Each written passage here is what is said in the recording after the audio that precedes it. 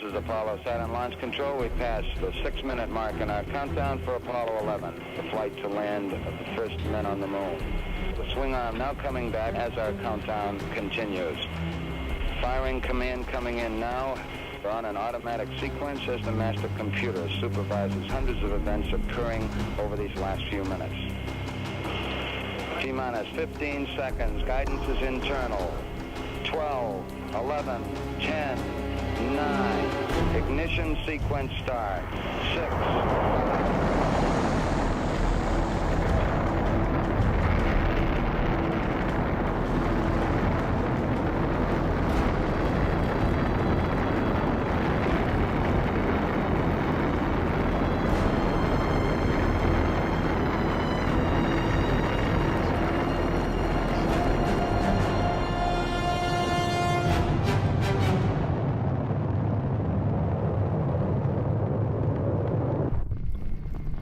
Once the spacecraft rockets out of Earth orbit, the moon is a 3-day journey.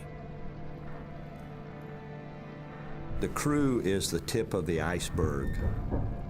In Apollo 11, there were 400,000 people underneath that all had to do their job or we weren't going to make it. And I think every crew realized that. It was a team effort of NASA that got us to the moon. These are probably the finest systems engineers at the world. They're all young. Average age was 26. I was the oldest guy that day. I was 36.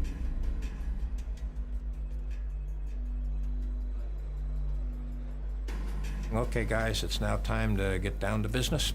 We're about ready to land a man on the moon. And I start talking to him because I feel compelled to talk. I was probably the most emotional of the flight directors. From the day of our birth, we were met for this time and place. And today, we will land an American on the moon. Whatever happens here today, I will stand behind every decision you will make. We came into this room as a team, and we will leave as a team. And I tell my ground controller to lock the control room doors. And from now on, no person will leave or enter this room until we have either landed, we have crashed, or we have aborted. Those are the only 3 outcomes from this time on. The first thing, obviously, that we're going to have to do is to undock from the command module. Roger, how does it look? Go ahead and see. Roger. And then we rotated around so that Mike could sort of make a quick check of our landing gear. Listen, babe, everything's going just swimmingly. Beautiful. Then the first thing we need to do is establish communication with the Earth. Houston Eagle, how do you read? Bye-bye, Eagle. We're standing by for your burn report, over. Roger, the burn was on time. Tempo in the room picks up right as we acquire spacecraft telemetry, and we immediately got problems. X and Z notes. We got communications problems you cannot believe.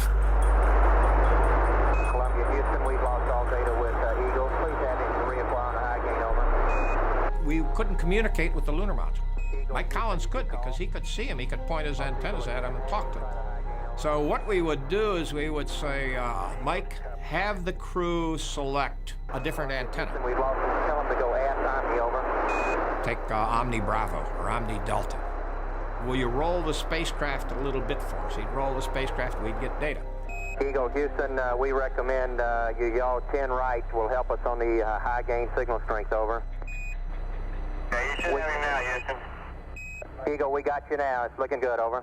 And at descent minus 5 minutes, I give the go for a powered descent. You go to continue powered descent. You're a go to continue powered descent.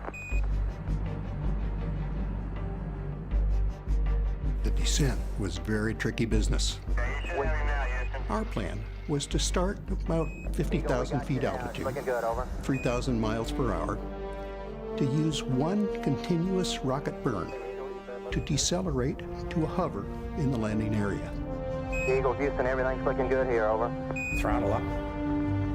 And I get confirmed throttle up, and telemetry drops out again.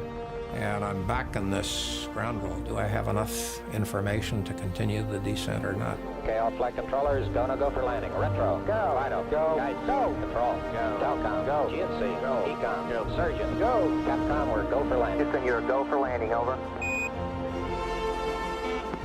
Program alarm. And about that time, we got a computer alarm of 1202. 1202. 1202. The computer was giving us trouble. It was a big attention getter. My first thought, oh no, we've lost it. We're not going to make it. All we had was 1202, which is kind of disconcerting.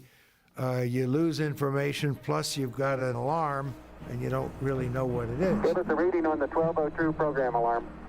I was reaching for my checklist to turn to this program alarm when the guidance guy, Steve Bale, said, "We're go, flight," on that alarm.